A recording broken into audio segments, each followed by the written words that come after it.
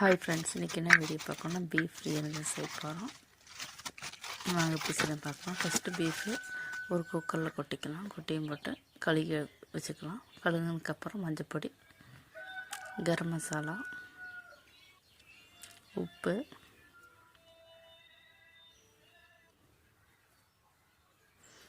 இஞ்சி பூண்டு பச்சை மிளகா அடைச்சது, கருவேப்பிலை இதெல்லாம் போட்டு நல்லா கை வச்சு நல்லா பிசைஞ்சு வச்சுக்கலாம்.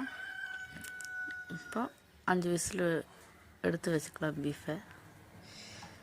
பிரியாணி வைக்கிறதுக்கு அடுப்பில் சட்டி வச்சாச்சு. அதில் ஆயில் ஊற்றிக்கலாம்.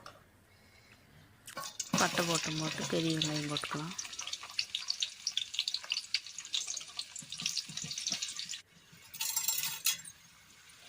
உப்பு சேர்த்துக்கலாம்.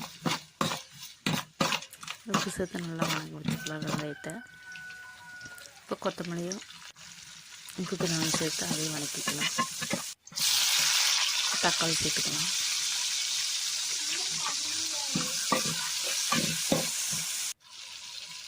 தக்காளி எல்லாம் நல்லா வணங்கி வந்துச்சு. இப்போ வந்துட்டு எடுத்து வச்சு பேஸ்ட் வச்சுக்கலாம். பச்சை மிளகாய், இஞ்சி பூண்டு அரைச்சி வச்சு பேஸ்ட்டு சேர்த்துக்கலாம்.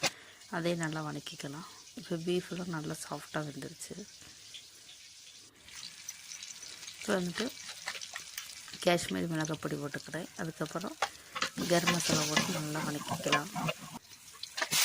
பீஃப் போட்டுக்கலாம். பீஃப் நல்லா இலக்கி விட்டுக்கலாம். மசாலாவெல்லாம் பிடிக்கட்டும். அதுக்கப்புறம் நம்ம பிரியாணி அரிசி எடுத்து வச்சுருக்கிறேன். அதையும் போட்டு இது கூட நல்லா மசாலா கூட நல்லா பரட்டி விட்டுக்கலாம்.